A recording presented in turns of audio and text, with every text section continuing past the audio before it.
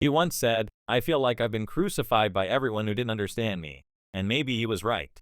Because even now, nearly 30 years after his reported death, people are still trying to understand Tupac Shakur, the man, the myth, the movement. The official story is well known. But the story people believe, the one whispered in barbershops, forums, and street corners, is very different. It's not just a question of what happened in Las Vegas on September 7, 1996. It's a question of what Tupac represented, and why millions still refuse to believe that story ended that night. This is the legend of Tupac Shakur, not as a man lost to gunfire, but as an idea that refused to die. Tupac's rise wasn't ordinary. He wasn't just another rapper climbing the charts. He was the pulse of an entire generation that felt unseen. Born in 1971 to a mother who was part of the Black Panther Party, he grew up between revolution and survival. His early interviews weren't about money or fame. They were about justice, fear, love, and rage, emotions that lived in every word he wrote. By the mid-90s, he had become more than a musician. He was a cultural weapon. His songs, Changes, Dear Mama, So Many Tears, spoke directly to a generation growing up under pressure, poverty, and paranoia. But behind the charisma, there was turbulence, arrests, lawsuits, betrayal, and a relentless East Coast-West Coast feud that turned hip-hop into a battlefield. By 1996, Tupac was only 25 years old, but he'd already lived enough for 3 lifetimes. And that's when the story takes its first dark turn. It was September 7, 1996, the night of the Mike Tyson fight at the MGM Grand in Las Vegas. Cameras flashed, fans screamed, and Tupac, riding high off his multi-platinum success with Death Row Records, seemed unstoppable. He left the arena with Suge Knight, the label's imposing CEO, driving a black BMW down the Vegas Strip. Minutes later, at 11:15 p.m., a white Cadillac pulled up beside them. Gunfire erupted, 14 shots. 4 hit Tupac. 1 fragment grazed Suge Knight. 6 days later, on September 13th, Tupac Shakur was pronounced dead at the University Medical Center. That was the official ending. But almost instantly, the questions began. No one saw the gunman. The hospital allowed almost no visitors. The coroner's report listed Tupac as 6 feet tall and 215 pounds, a clear mismatch with his real stats. The body was cremated the next day, with no public viewing. And then there was the music. Only weeks before his death, Tupac had completed his final album under the name Machiavelli, the Don Killuminati, the 7-Day Theory. On its cover, he appeared on a cross, like a martyr. The title? A nod to Niccolo Machiavelli, the 15th century philosopher who wrote about deception, power, and survival. In one of his books, Machiavelli suggested that a leader could fake his own death to fool his enemies. Tupac had read him, quoted him, and now fans wondered if he had followed him. Within months, sightings of Tupac flooded the world. Jamaica, South Africa, Cuba, Belize. People claimed to see him at gas stations, beaches, airports. Each photo, each blurry video reignited the flame. But the strange coincidences didn't stop there. In 1997, the first posthumous album dropped, Are You Still Down? The title alone felt like a message from beyond. More followed, Until the End of Time, Better Days, Loyal to the Game. Each record contained lyrics that sounded prophetic, as if he knew his own fate before it happened. He had rapped, I'm not saying I'm gonna rule the world, but I'm gonna spark the brain that will change the world. And somehow, even in absence, that's exactly what he did. The rumor that Tupac had escaped to Cuba became the most persistent theory. It wasn't random, it came from his family history. His aunt, Assata Shakur, a former member of the Black Liberation Army, had fled to Cuba in the 1980s and was granted political asylum there. If anyone could help him disappear, fans reasoned, it would be her. Then came grainy photos. Men who looked like him, sitting in cafes in Havana, tattoos half visible under rolled sleeves. Interviews with locals claiming they'd seen an American who looks just like Tupac. Even documentaries and private investigators picked up the thread. Some claimed to have traced old travel records. Others swore industry insiders admitted off camera that the Vegas shooting wasn't what it seemed. But for every proof, there was a counterpoint. Police insisted the case was real. Autopsy photos surfaced. And yet, the inconsistencies never went away. The mystery wasn't whether Tupac survived. It was why people wanted to believe he did.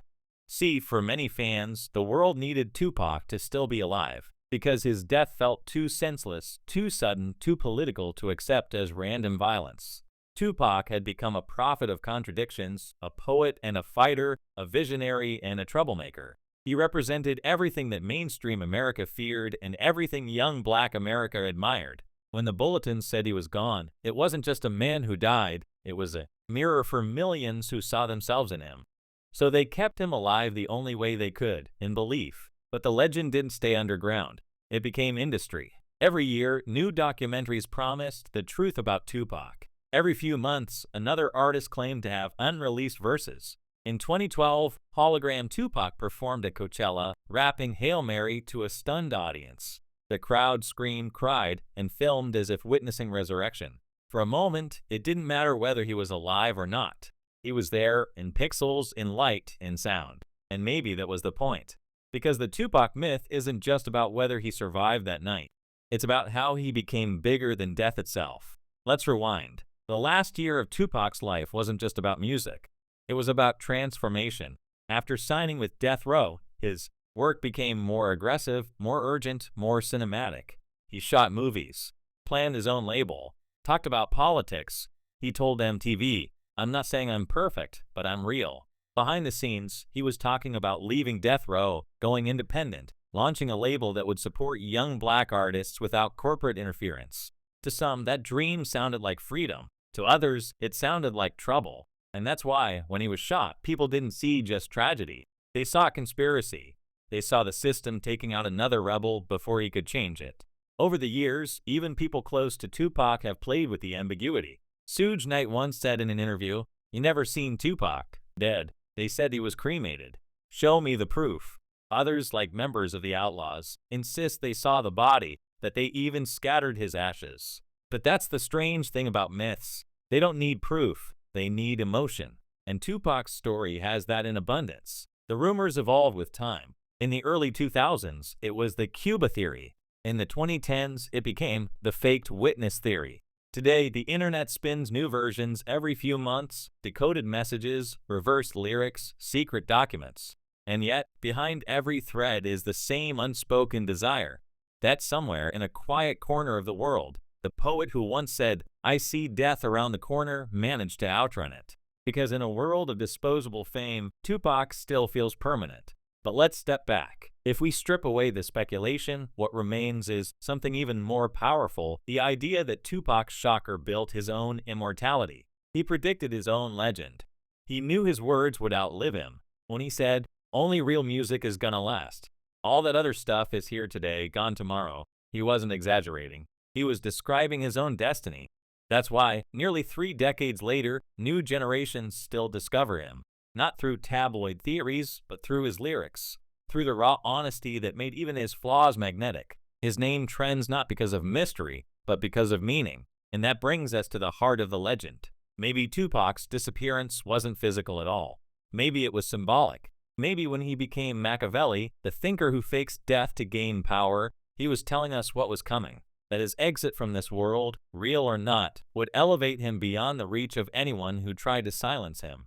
Every generation has its ghost story. For hip-hop, it's Tupac Shakur, a spirit who refuses to fade. A reminder that rebellion never really dies, it just changes form. Over the years, even artists who never met him have built careers inspired by him.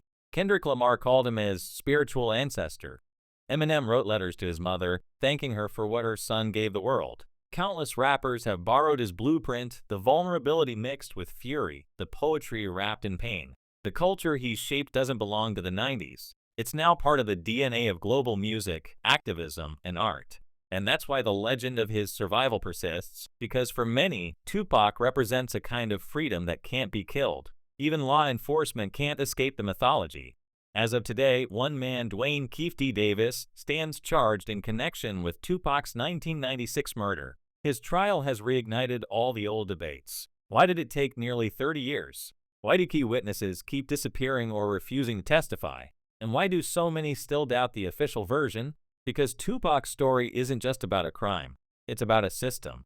A culture that builds icons, feeds on them, and then pretends to mourn them when they fall. In that sense, the question isn't, is Tupac alive? It's, what did we kill, the man or the movement? There's a quote often attributed to him, maybe real, maybe legend, that says, "If you can make it through the night, there's a brighter day." And that's exactly what his legacy has done.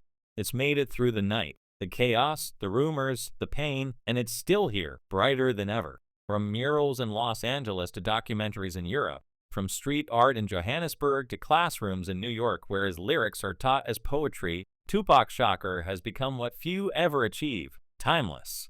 Maybe the truth about what happened in 1996 will never be known. Maybe it doesn't have to be. Because the real story isn't about whether he faked his death. It's about how he mastered immortality without needing to. The man may have left the stage, but the voice never did. It echoes through headphones, documentaries, and midnight debates around the world. And as long as people keep asking, what if? The legend stays alive. Tupac once said, "I'm not saying I'm going to change the world, but I guarantee I will spark the brain that will change the world." That prophecy came true. Because whether you believe he's gone or hiding somewhere under the Caribbean sun, one thing is certain, Tupac Shakur never really disappeared. He simply transformed. Into memory, into myth, into movement. And maybe that was his plan all along.